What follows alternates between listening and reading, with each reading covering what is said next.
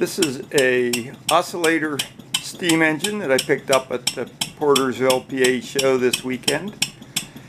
A friend built this close to 40 years ago.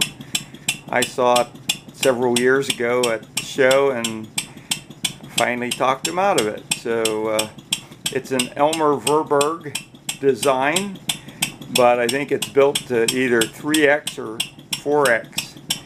So it's a pretty large oscillator engine, weighs about 25 or 30 pounds.